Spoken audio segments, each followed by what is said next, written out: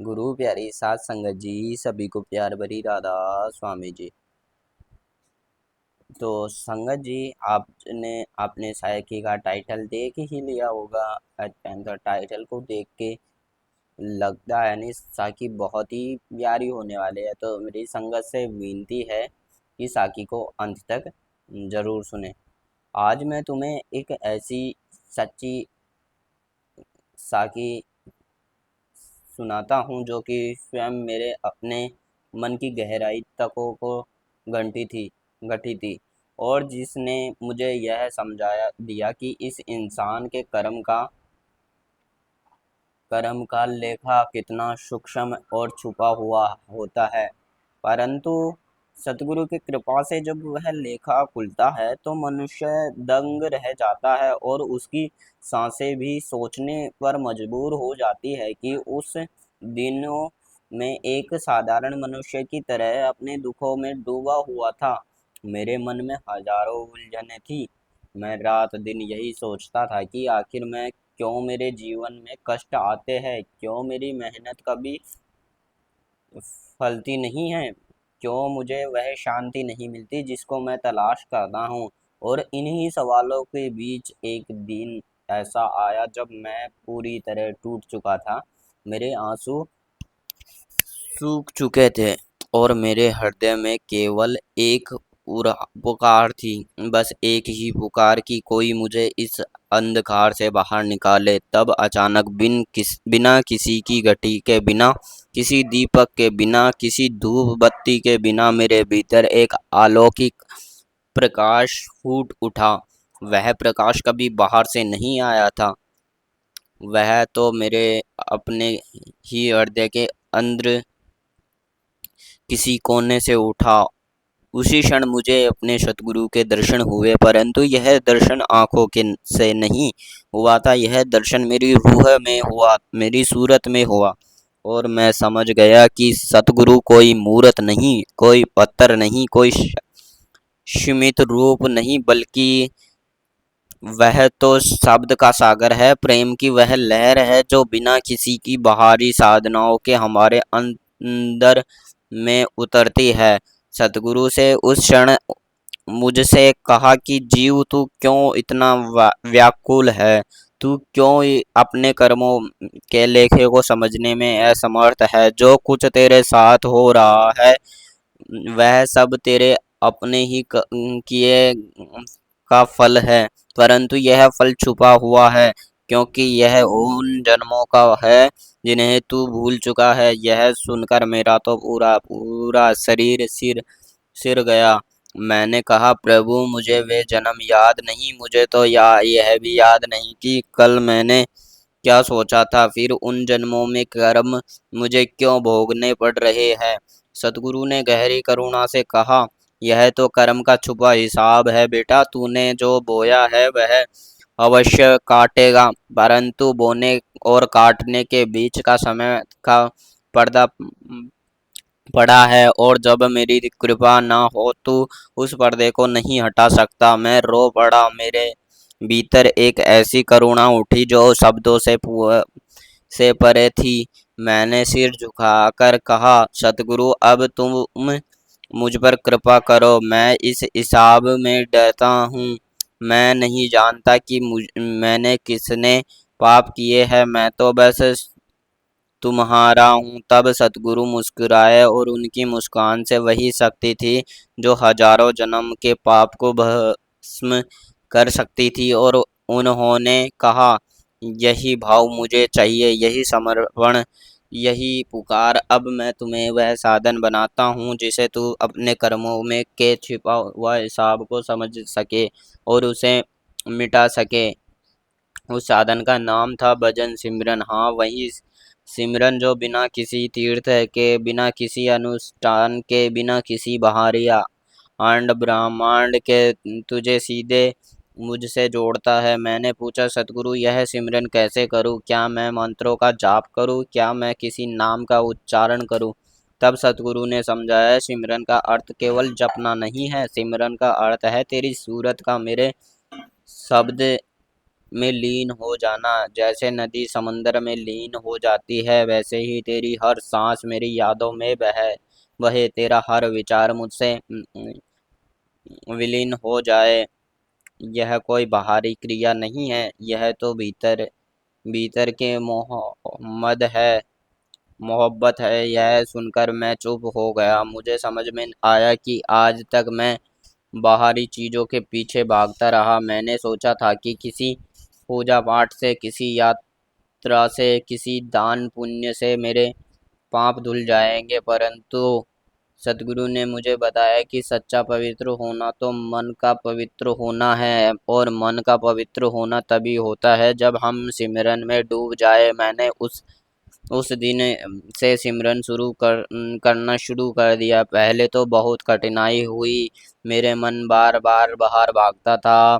मैं सोचता था कि यह सिमरन करने से क्या होगा, मेरे समस्याओं तो वैसे ही वैसे है। मेरा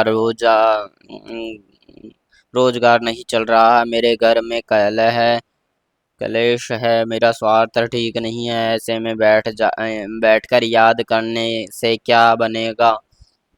और यह वह समय था जब मेरे सबसे बड़ी परीक्षा आई, क्योंकि सिमरन में शुरुआती दिनों में वो विवेक्ष बहुत आते हैं। वह मन कहता है कि यह सब बेकार है, तू अपना समय खराब कर रहा है, उठ और अपने कर्मों में लग जा। परंतु मैंने अपने सतगुरु का वचन माना कि इस सिमरन को कभी मत छोड़ना, चाहे कुछ भी हो जाए। धीरे धीरे जैसे जैसे मैंने सिमरन में गहरा होता गया, मेरे अंदर एक भीतर अजीब सी शांति का अनुभव किया। वह शांति नशे की तरह थी, नींद की तरह थी, परंतु उससे भी ज्यादा सुखद वह शांति मुझे बताने लगी कि मेरे कर्मों का हिसाब अब खुलने वाला है। एक दिन सिमरन के दौरान मेरी सूरत ऐसे स्थान पर पहुंची जहां मैंने अपने पिछले जन्मों को देखा। मैंने उसे देखा जैसे कोई चलचित्र चल रहा हो। मैंने देखा कि एक जन्म में मैं एक बहुत ही क्रूर व्यक्ति था। मैंने लोगों को दुख दिए थे, मैंने उनका अपमान किया था, मैंने धन हड़पा था, और उन्हीं कर्मों के कारण उस जन्म के बाद मुझे बहुत नाकार्यगत यातनाएं भोगनी पड़ी। उसके बाद मैं जन्म में एक गरीब मजदूर था। मैंने बहुत परिश्रम किया कि परंतु फिर भी मैं अहंकारी था। मैं दूसरों को अपने से नीचा समझता था, और उसी अहंकार ने मुझे फिर से नीचे गिरा दिया। जब मैंने यह सब देखा तो मेरे रोंगटे खड़े हो गए। मैं सोचने लगा कि मैं तो आज भी वैसा ही हूँ। मैंने आज भी लोगों को ठेस पहुंचाई है, मैंने आज भी अपने को ऊंचा समझा है, और यही वे कर्म है जो आज मेरे सामने खड़े हैं। परंतु सतगुरु की कृपा में से मैं उन्हें देख रहा हूँ, और अब मैं उन्हें बदल भी सकता हूँ। यह सब देखकर मैंने फिर से अपने सतगुरु को के सिमरन शुरू किया। एक बार मेरा सिमरन रोने जैसा था, मैं मेरा सिमरन पश्चाताप जैसा था, मेरा सिमरन करुणा जैसा था, और तब मैंने पहली बार महसूस किया कि सतगुरु की दया कैसे काम करती है। जब मैं अपने उन पिछले कर्मों को देखकर पूरी तरह द्रविड़ हो गया, तो अचानक मेरे सतगुरु प्रकट हुए। उनके मुख पर अपार करुणा थी। उन्होंने कहा था, तूने अपना हिसाब देख लिया है, तू अब जान गया है कि कर्म कितने गहरे छुपे हुए होते हैं, परंतु अब तुझे डरने की आवश्यकता नहीं है, क्योंकि मैंने तुझे सिमरन का रास्ता दिया है। जैसे कोयला लाखों वर्ष तक धरती में दबा रहता है, तो फिर उसके उच्च ताप से वह हीरा बन जाता है, वैसे ही तू अपने कर्मों का दबाव में दबा हुआ था, परंतु अब सिमरन की अग्नि तुझे और तू हीरा बनेगा। यह सुनकर मेरी आंखों से आंसुओं की धारा बहने लगी। वे आंसू दुख के नहीं थे, वे आंसू कृतज्ञता के थे। मैंने सतगुरु के चरणों में सिर रख कर दिया। मैंने सिर्फ इतना कहा, मुझे और दिखाओ। मुझे और गहराई से सिमरन करना सिखाओ। तब सतगुरु ने कहा, सिमरन का कोई अंत नहीं है। जैसे जैसे तू गहरा होता जाएगा वैसे वैसे तेरे कर्म जलते जाएंगे। परंतु याद रख, यह जलना बाहर से नहीं भीतर से होगा। तुझे कोई बाहरी आग नहीं लगेगी, कोई बाहरी ताप नहीं करना। बस तू अपने मन को मेरे शब्दों में स्थिर कर। मैंने वैसा ही किया, और सिमरन का वह दौर चलता रहा। दिन और रात, सांस और सांस, हर पल मेरे अपने सदगुरु के नाम में डूबा रहता था।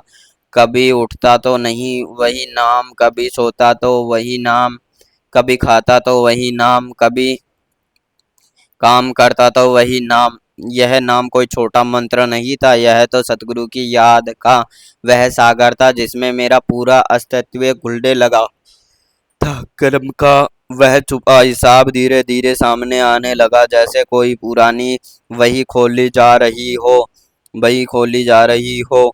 उसके हर पन्ने पर मेरे किए किए लिखे हुए थे। मैंने देखा कि इस जन्म में भी मैंने कितने अनजान अनजान में पाप कर दिए हैं। कितनी बार मेरी जुबान से ऐसा निकला जो किसी को चुभ गया है। कितनी बार मैंने किसी की मदद नहीं की जब वह मेरी ओर देख रहा था। कितनी बार मैंने किसी को दिल दिल तोड़ा, परंतु उस समय मुझे लगा कि यह तो सामान्य बात है, यह तो हर कोई करता है। परंतु सतगुरु की कृपा से जब मैंने अपने कर्मों को गहराइयों से देखा तो मुझे एहसास हुआ कि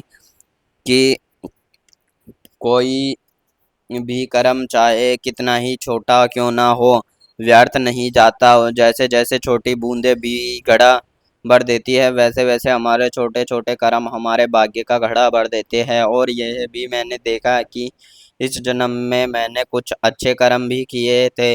मैंने किसी भूखे को खाना खिलाया था, किसी बीमार की सेवा की थी। परंतु अच्छे कर्म में मैंने अहंकार अहंकार से किए थे।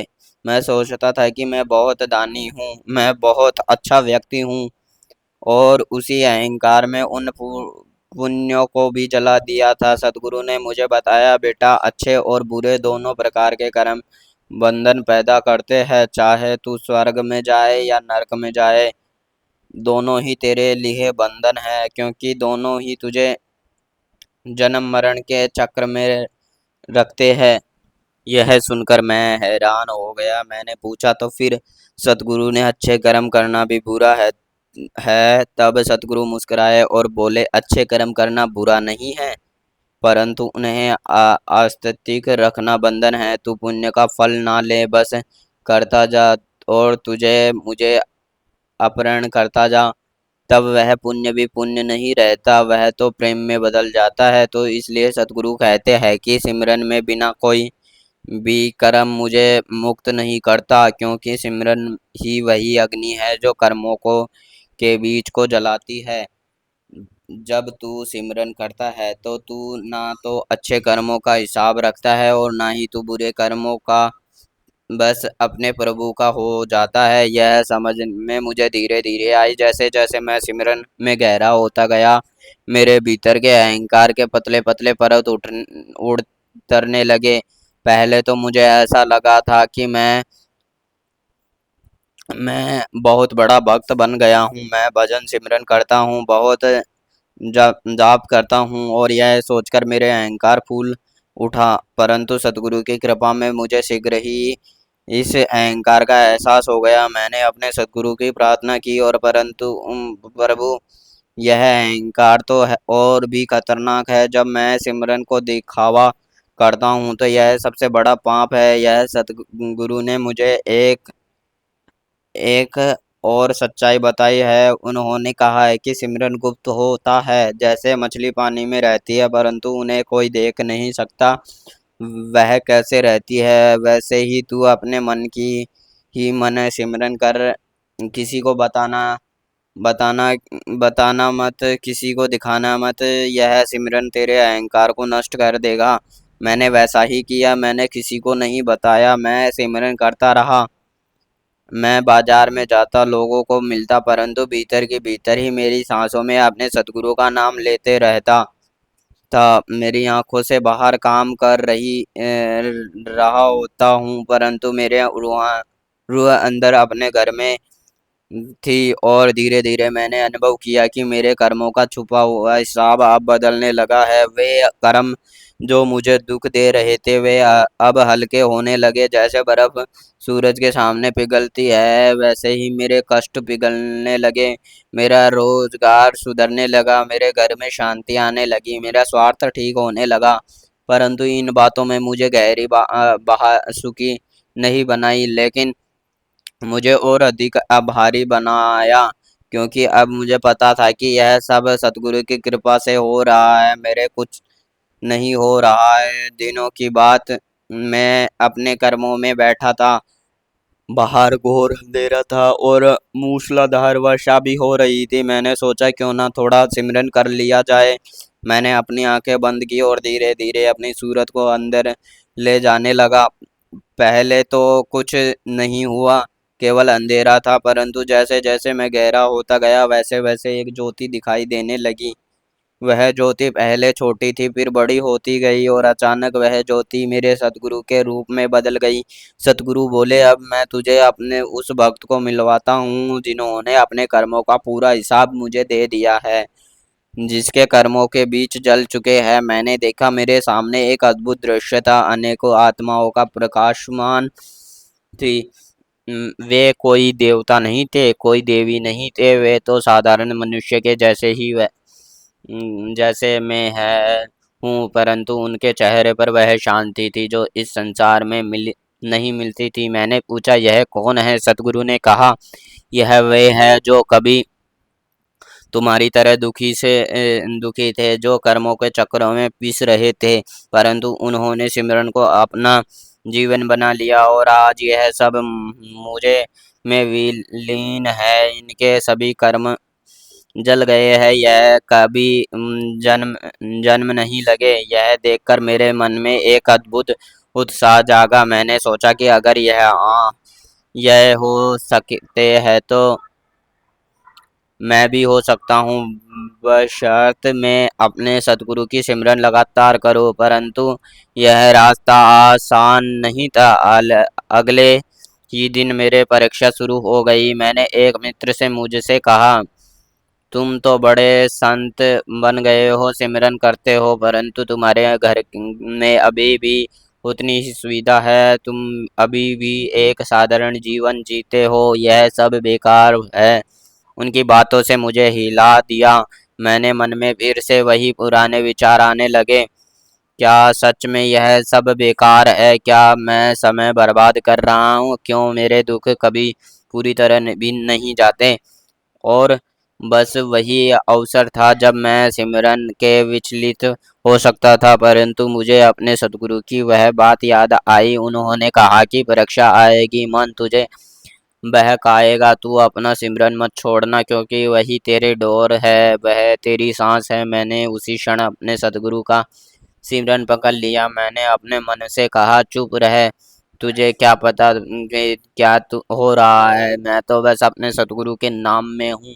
चाहे कोई कुछ भी कहे, चाहे कितना भी कष्ट हो, मैं यह नाम नहीं छोड़ूंगा। और जैसे ही मैंने यह दृढ़ से सिमरन किया, वह सब विचार धूल की तरह उड़ गए। मैंने अनुभव किया कि सिमरन की शक्ति ही सबसे बड़ी शक्ति है।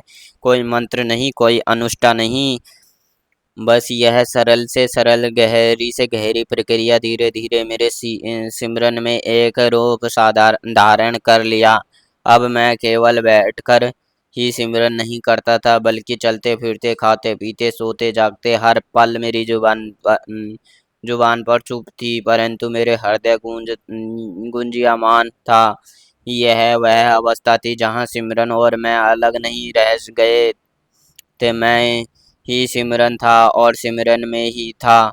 और इस अवस्था में मैंने देखा कि जो लोग पहले मुझे ईर्ष्या करते थे वे अब मेरे आसपास आकर बैठने लगे, और लोग मुझसे नाराज थे वे अब मुझसे मिलने लगे। मैंने कुछ नहीं किया, कोई उपाय नहीं किया, कोई जप नहीं किया, कोई तप नहीं किया, केवल सतगुरु का सिमरन किया और यह सब अपने आप होने लगा। तब मुझे मुझे समझ में आया कि सतगुरु की कृपा से जब कर्मों का छुपा हिसाब बदलता है तो पूरी दुनिया बदल जाती है, क्योंकि तू अब वह नहीं रहा जो पहले था। तू अब एक नई ऊर्जा में, एक नए प्रेम, एक नया शांति का वाहन बन गया है। परंतु यह सब किसी बाहरी चमत्कार से नहीं हुआ, यह सब ते तो मेरे भीतर के सिमरन के जल ने किया, मेरी आंखों से के आंसुओं ने किया, मेरे हृदय की पुकार ने किया। कई दिनों तक इस अवस्था में रहा, परंतु परंतु एक दिन फिर से कुछ ऐसा हुआ जैसे मुझे झकझोर दिया। मुझे पता चला कि एक व्यक्ति जो मेरा बहुत करीब था, उसने मेरे बारे में बहुत बुरी बातें फैला रखी है। उसने मुझे झूठा, धोखेबाज और पाखंडी कहा था। यह सुनकर मेरे मन को क्रोध उठा। मैंने सोचा तो उसका कोई बुरा नहीं किया, मैंने तो हमेशा ही उसकी मदद की थी, फिर वह मेरे बारे में ऐसा फैल कैसे कह सकता है। मैं उसी समय उसके पास जाकर उसे मुंह तोड़ जवाब देने की सोच रहा था, परंतु तभी मेरा सतगुरु मुझे याद आया। मैंने उससे उससे पूछा कि प्रभु यह क्या है, मैं तो सिमरन कर रहा हूँ फिर भी ऐसा हो रहा है। तब सतगुरु ने धीरे से कहा, बेटा यही तो तेरे कर्मों का अंतिम लेखा है। जब तू सिमरन से गहरा होता है तो पुराने संस्कार बाहर आते हैं और वे तुझे परेशान करते हैं, और परंतु उनसे लड़ना मत, बस सिमरन करते रहना, वे अपने आप शांत हो जाते हैं। यह व्यक्ति तेरे शत्रु नहीं है, यह तो तेरे भीतर के कर्मों का बाहर लाने का एक कारण मात्र है। मैंने सतगुरु की बातें मानी, मैंने क्रोध नहीं किया, मैंने बदले में कुछ नहीं कहा, मैंने बस अपना वचन सिमरन किया। और 3 दिनों के भीतर वह व्यक्ति स्वयं मेरे पास आया। उनकी आंखों में आंसू थे। उनने कहा, मैंने माफ कर दो, मेरे मैंने तुम्हारे बारे में झूठे कहा था। मैंने सुना है कि तुझे इसका बुरा नहीं माना।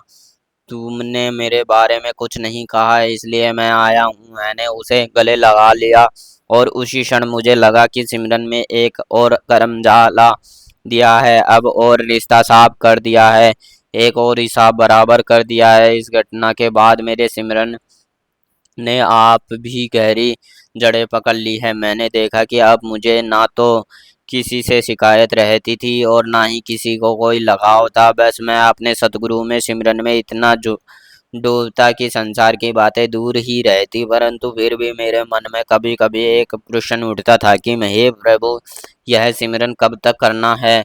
क्या कोई अंत है इसका? कब मेरे कर्मों का हिसाब पूरी तरह समाप्त होगा? कब मैं उन प्रकाशमान आत्म आत्माओं की तरह हो जाऊंगा? यह प्रश्न मुझे अक्सर परेशान करता था, क्योंकि मैंने सुना था कि सिमरन में मुक्ति मिलती है, परंतु मुझे अभी तक वह पूर्ण मुक्ति क्यों नहीं मिली। एक दिन सिमरन के दौरान में ही मैंने सतगुरु को यही प्रश्न पूछ लिया। मैंने कहा, हे सतगुरु, आपने मुझे बताया था कि सिमरन से कर्म जलते हैं। मैंने बहुत सिमरन किया था, फिर भी मुझे कभी कभी दुख होता है, कभी कभी क्रोध होता है, कभी कभी मोह होता है। ऐसा क्यों? सतगुरु ने मेरी बातों में बड़े ही ध्यान से सुनी और फिर उन्होंने एक उदाहरण दिया। उन्होंने कहा है कि बेटा, तू कोई खेत जलाता है तो आग लगने से सब कुछ एक साथ नहीं जलता। पहले ऊपर की घास जलती है, फिर धीरे धीरे नीचे के तिनके, फिर और नीचे की जड़ें, यहाँ तक कि जमीन के भीतर जो बीज पड़े हैं वे भी तपते हैं और फिर जलते हैं। ठीक उसी तरह तूने सिमरन की आग लगाई है। पहले तेरे ऊपर के कर्म जलेंगे तो तुझे तुरंत सताते हैं थे, फिर धीरे धीरे माध्यम कर्म जल रहे हैं। अब तू उन गहराई कर्मों की चोट पर पहुंच गया है कि अग्नि जन्मों में तेरे भीतर देख दबे पड़े हुए हैं। जब वे जलेंगे तो तुझे बहुत तकलीफें होंगी, परंतु वह तकलीफ उसी तरह है जैसे किसी के पुराने घाव से मवाद निकालना। उसके बिना घाव नहीं बढ़ता सकता। यह सुनकर मुझे बड़ी शांति हुई, क्योंकि अब मैं समझ गया था कि मेरे दुख मेरे सिमरन की सफलता के सूचक है। वे इस बात के प्रमाण है कि आग जली रहती है, बस कर्म जल रहे हैं कि हिसाब साफ हो रहा है। उन दिनों में अपने सिमरन को और अधिक एकाग्रता देने के लिए बहुत सारी बाहरी चीज़ों को छोड़ने लगा। मैंने सोचा कि जितना कम मैं बाहर से लिप्त रहूँगा उतना ही अधिक मैं अंदर डूब सकता हूँ।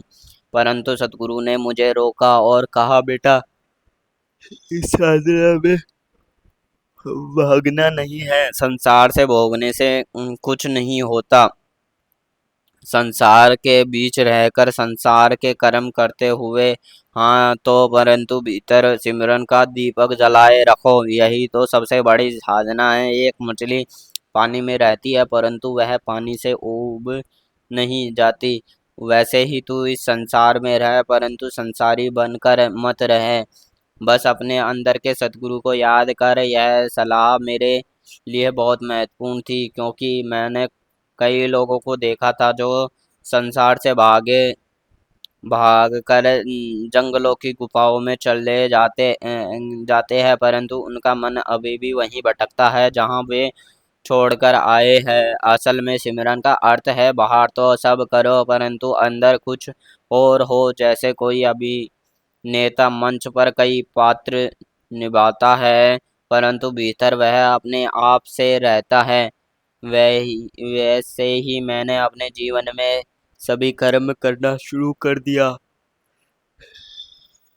लेकिन भीतर एक सूत्र था, बांध लिया था कि वह सूत्र था मेरे सतगुरु का सिमरन। धीरे धीरे मैं सिमरन की गति ऐसे बन गई थी कि अब मैं सोता तो सपनों में भी सिमरन होता और जागता तो 24 घंटों, यहाँ तक कि मेरे शरीर की सांसें में भी एक विशेष लय में बहने लगी, मानव प्रकृति से सिमरन कर रही हो। एक दिन मैंने देखा कि मेरे पास जो वस्तु थी, जो रिश्ते थे, जो कार्य थे, वे सब अब मुझे छूते नहीं थे। मैं उन्हें करता था, हाँ, परंतु मैं उन्हें चिपकता नहीं था। यह एक बड़ी उपलब्धि थी, क्योंकि मैंने पाया था कि पहले मैं हर छोटी बातों पर दुखी हो जाता था। हर लूच बात पर मेरा मन डोल जाता था, परंतु अब मैं सब कुछ एक नाटक की तरह देख रहा था। मैं उस नाटक में भाग ले रहा था, परंतु मैं जानता था कि असली मैं तो सतगुरु के साथ हूँ। असली घर तो वहाँ है। इस अवस्था में मैंने अपने कर्मों के छुपे हिसाब और अधिक स्पष्टता से देखा। सतगुरु किया, अब मैं उन कर्मों को देख सकता था जो अभी नहीं हुआ थे, जो होने वाले थे। मैंने देख सकता था कि अमुक व्यक्ति मुझे मिलने आए हैं और अमुक घटनाएं घटेगी, और सब कुछ वैसा ही होता है जैसे मैंने देखा था। मैं तो चक्रियत रह गया। मैंने सतगुरु से पूछा, क्या मैं देवता बन गया हूँ? तू सब गुरु ने हंसते हुए कहा, बोला, नहीं बेटा, तू देवता नहीं बना। तू तो बस मेरे सिमरन के कारण इतना शुद्ध हो गया है कि अब तेरी आईना साफ है, और उस पर जो भी आता है वह दिख जाता है। यह कोई चमत्कार नहीं है, तू तो प्रकृति का नियम है। जब तेरा मन शांत होता है तो वह सब कुछ देख लेता है, परंतु इन बातों में ना फंस।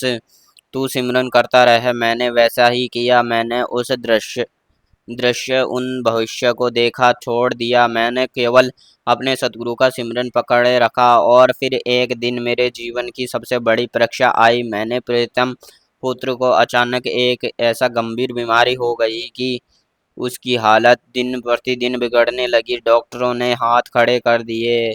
सबने कहा कि अब कुछ नहीं हो सकता। मेरे पूरा परिवार रोने लगा। मेरी पत्नी बहरहाल थी और मैं उस सब के बीच खड़ा था। मेरे दिल टूट टूट कर रो रहा था, परंतु उसी समय मेरे भीतर सिमरन जोर जोर से बज रहा था। मैं सोचने लगा, हे प्रभु, यह क्या हो रहा है? मैंने तो तुम्हारा सिमरन किया है, मैंने अपने कर्मों का लेखा समझ लिया है, फिर मेरे बेटे के साथ ऐसा क्यों? और तब मुझे सतगुरु की वही वाक्य याद आए, तेरे कर्मों का हिसाब केवल तुझ तक सीमित नहीं, तेरे कर्मों का असर तेरे परिवार पर भी होता है, क्योंकि तू उन्हें जोड़ा हुआ है। क्यों? यह पुत्र तेरे ही कर्मों का फल भोगने आया था। अब यह समय आ गया है कि उनके माध्यम से तेरे कोई भयंकर कर्म जले।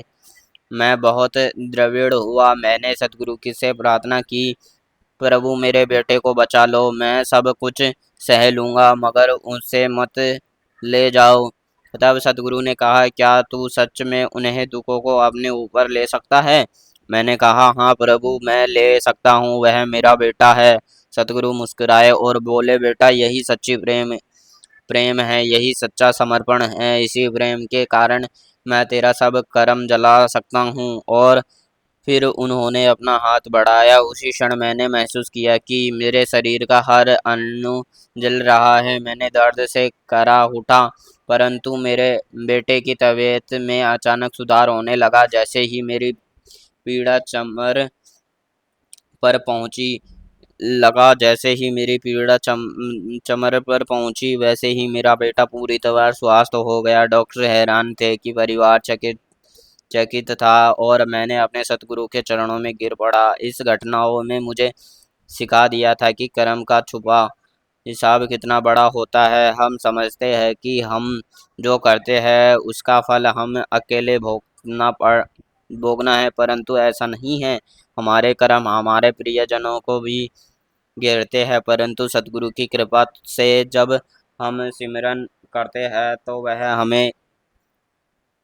हमें इतना सामर्थ्य दे देता है कि हम अपने प्रियजनों के कर्मों के उठा सकते हैं और उन्हें जला सकते हैं। और यह कोई बाहरी चमत्कार नहीं था, यह तो सिमरन की उस ऊर्जा को परिणाम था जो मैंने वर्षों से सचित कर रखी थी, और वह ऊर्जा मेरे बेटे के कर्मों के आगे ढल बन गई थी। उस दिन के बाद मैंने मन में एक नई दृढ़ आ गई।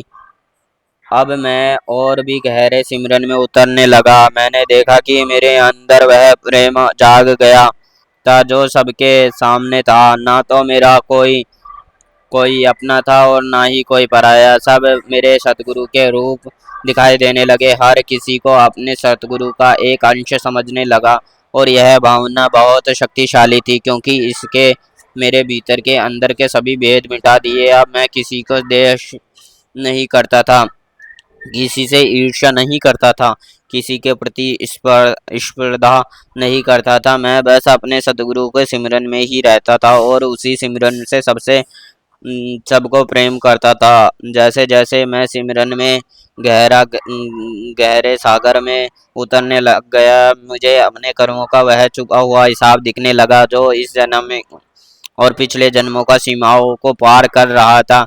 मैंने देखा कि हमारे कर्म केवल हमारे व्यक्तिगत नहीं होते, वे इस समस्त सृष्टि के साथ घूमते होते हैं। जैसे एक मकड़ी का जाल, जहाँ एक धागे की हिलाने से पूरा जाल हिल जाता है, वैसे ही हमारे एक छोटे से कर्म का अक्सर अग्नित्व जीवों पर पड़ता है और हम उनके अजनबी रहते हैं। इसलिए सदगुरु कहते हैं कि सिमरन के बिना इस जटिल हिसाब को समझना असंभव है, क्योंकि हम तो केवल अपने सुख दुख देखते हैं, परंतु असली देखा तो उससे कहीं अधिक व्यापार है। मैंने एक अद्भुत किया कि एक दिन सिमरन में मेरी सूरत ऐसे स्थान पर पहुंच जाए जहां मैंने देखा कि मैंने किसी पिछले जन्म में एक पक्षी को बचाया था, और उसी पुण्य के कारण इस जन्म में उस पक्षी की आत्मा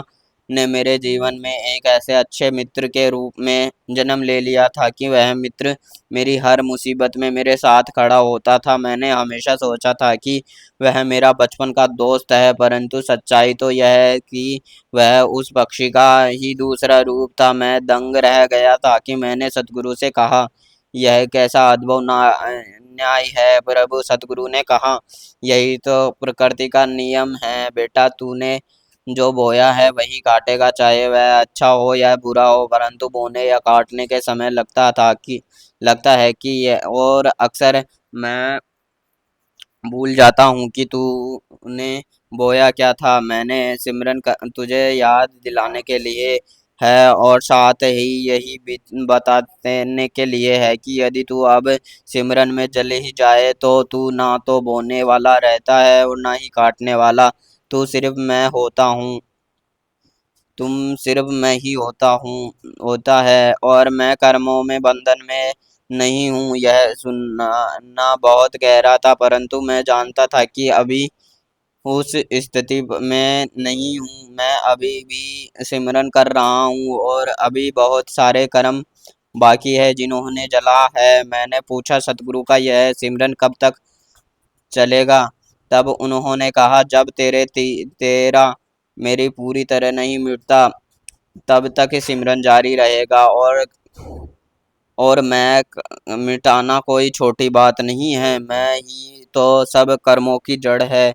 जब मैं कहता हूँ कि मैंने यह किया, मुझे यह भोगना है, तो तू कर्मों का बाद रहता है। जब तू कहेगा सतगुरु ने क्या किया, सब कुछ नहीं कहा है, तो तू कर्मों का मुक्त हो जाएगा। यह सुनकर मैंने अपने मन में निर्णय लिया कि अब मैं हर क्रिया को, हर विचार को, हर भावना को अपने सतगुरु को अर्पण कर दूंगा। मैंने कोई अगला करता नहीं रहूंगा, बस एक नियति मात्र रहूंगा। और यही वह बिंदु था जहाँ मेरे सिमरन में एक नया मोड़ लिया। अब मैं सिमरन नहीं करता था, बल्कि सिमरन मुझे कर रहा था।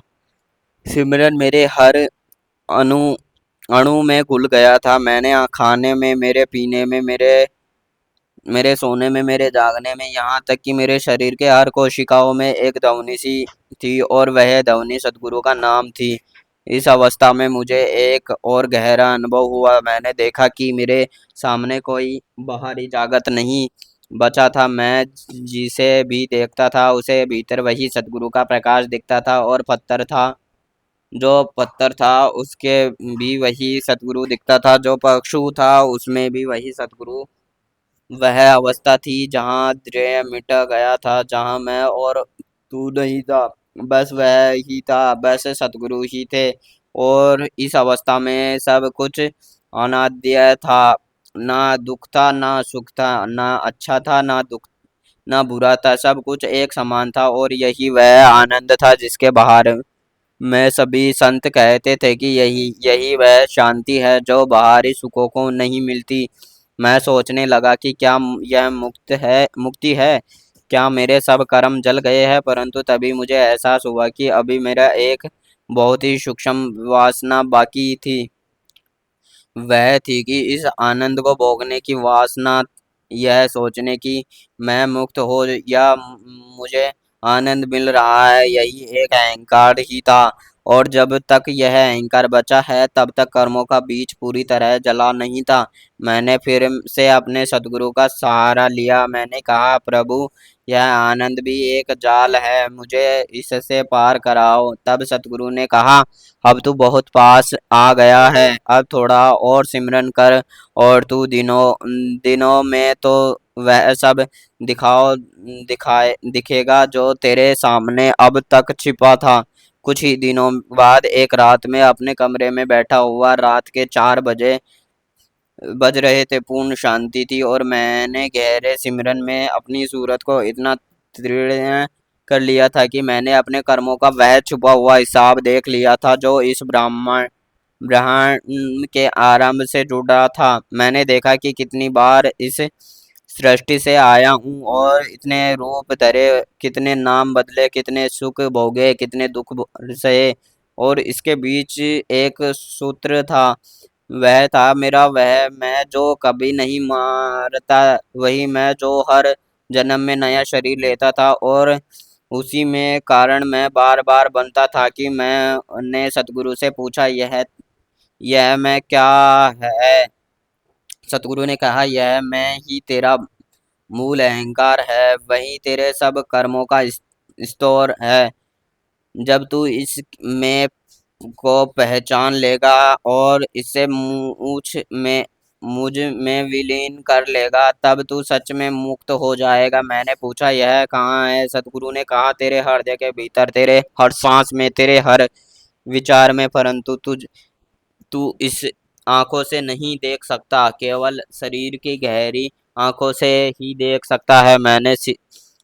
फिर सिमरन में डूब गया।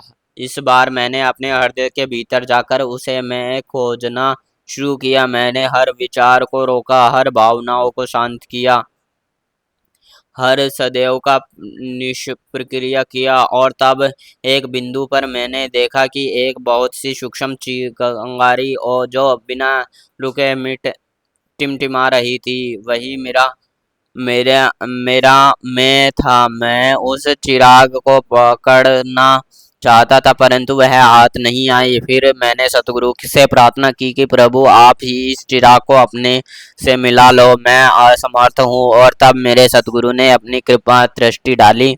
देखते ही देखते वह चिराग डूब गई और मैं शून्य हो गया। मैं कुछ नहीं रहा, ना नाम था, ना रूप था, ना कोई पहचान थी। सब कुछ था परंतु मैं नहीं था। उस शून्य में सिर्फ सतगुरु ने थे, और सतगुरु ने सिवा कुछ नहीं था।